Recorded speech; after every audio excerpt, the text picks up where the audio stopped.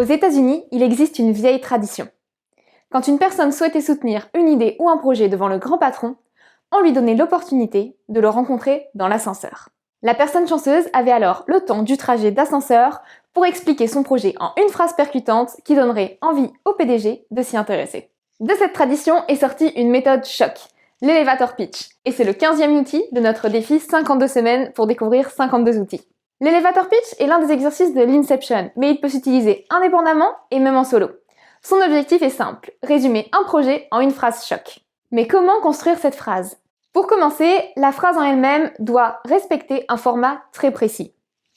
Pour, destinataire, qui ont, le problème à résoudre, le nom du projet et description du projet qui permet 3 caractéristiques du projet, au contraire de le concurrent ou un autre produit, le projet apporte 3 avantages du projet. Cette structure amène en une phrase les éléments essentiels. C'est pourquoi il est important de s'y conformer. Pour pouvoir travailler collectivement sur la construction de cette phrase, nous conseillons de faire des petits sous-groupes de 3 à 4 personnes. Ensuite, pendant 10 à 15 minutes, chaque groupe réfléchit et formule son propre elevator pitch. Une fois le temps imparti écoulé, chaque groupe lit sa propre phrase d'elevator pitch.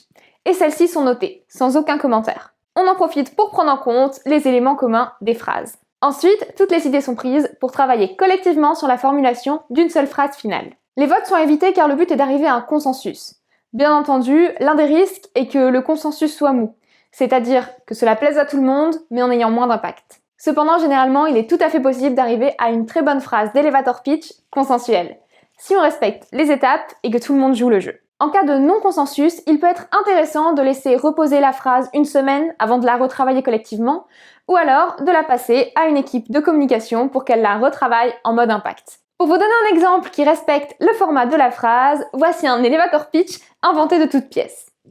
Pour les collaborateurs qui ont des difficultés à se réveiller le matin, le réveil anti-panne est une petite boîte magique indiquant l'heure qui permet de se réveiller rapidement grâce à son alarme énergique, de ne jamais avoir de panne de réveil car celui-ci a une autonomie de batterie d'1 an et de ne pas se rendormir car l'alarme est programmée automatiquement sur 3 échéances de 2 minutes.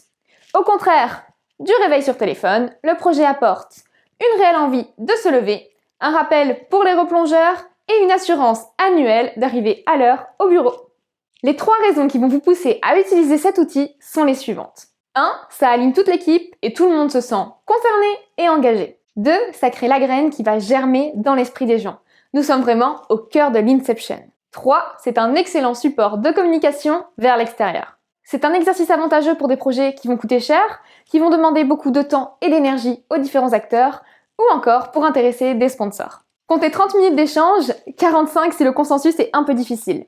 C'est un outil qui s'utilise ponctuellement, dans le cadre de l'Inception, ou alors indépendamment, en équipe ou en solo. Et pour vérifier si votre phrase est suffisamment courte et percutante, répétez-la pendant votre trajet d'ascenseur. Merci à tous d'avoir regardé cette vidéo et pensez à vous abonner pour suivre les 37 outils restants. Si vous utilisez un outil, partagez-le avec la Loubar Family sur notre page LinkedIn. Lien dans la bio.